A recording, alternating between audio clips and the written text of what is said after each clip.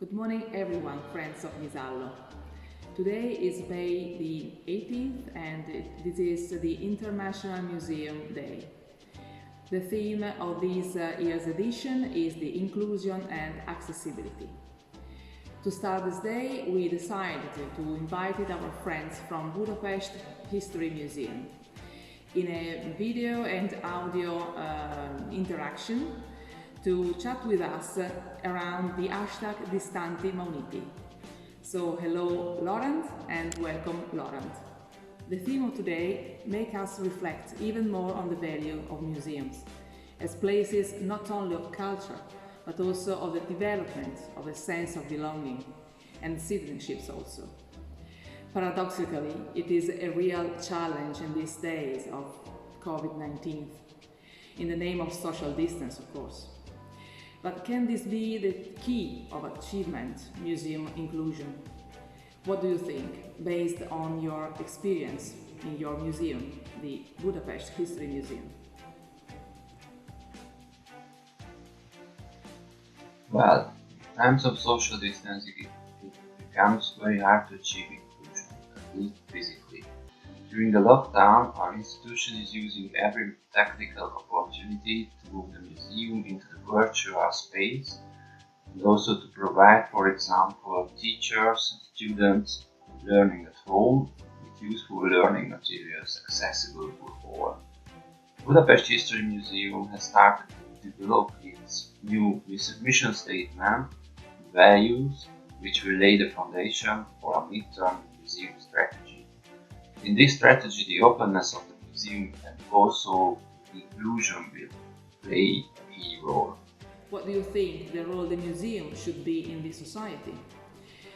Values of inclusion and accessibility must make us think in terms of expanding design skills and consequently also the actual exhibition spaces, so that people not only satisfy their need of culture in the museum but also learn to value the social action, isn't it? First of all, for us as a city museum, it's very important to strengthen the urban community and the special historical, architectural, artistic and so on values related to our city. But with our activities, we also try to involve both Budapest residents and foreign visitors into the processes of, for example, collecting objects for an exhibition. Right now, we have a project of collecting everyday objects related to the recent lockdown, like photos of the deserted city or handmade face masks. And this way, we try to involve city dwellers into documenting history. I think that these kind of projects can help to develop social skills, empathy, and also critical thinking about the world around us. So can museum inclusion also can be understood as a network between social, cultural and educational realities existing in the territory. So how important is synergy and networking for you? Networking in a tighter cooperation with other educational and cultural institutions is even more important in these times than in the pre-coronavirus era. It not just helps to make knowledge and values more accessible to everyone, but also helps to develop solidarity within society, but also between these institutions. An important lesson of this pandemic is, in my opinion, that we have to pay attention to other people and that be there if someone needs help.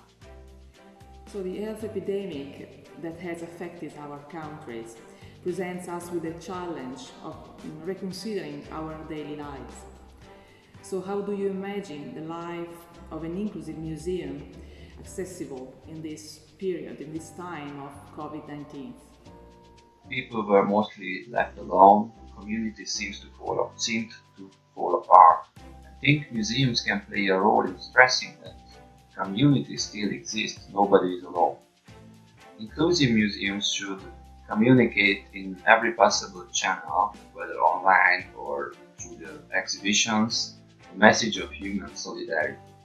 Now, in closure, we like to close with a dreaming question. The Giro d'Italia will be running in October, we hope, as far as we know. What would the departure from Budapest have been like? And can we dream, according to your idea, of it in the near future? I'm sure the Grande Partenza in Budapest would have been a huge celebration of cycling, and our exhibition would have been a part of this celebration. Before the lockdown, everyone was excited about the race, and we are still optimistic and can't wait until 2021 to welcome guests from all over the world to the big start of the Giro d'Italia. So thank you again for accepting our invitation, Laurent and Roland, and see you a Budapest. Ciao!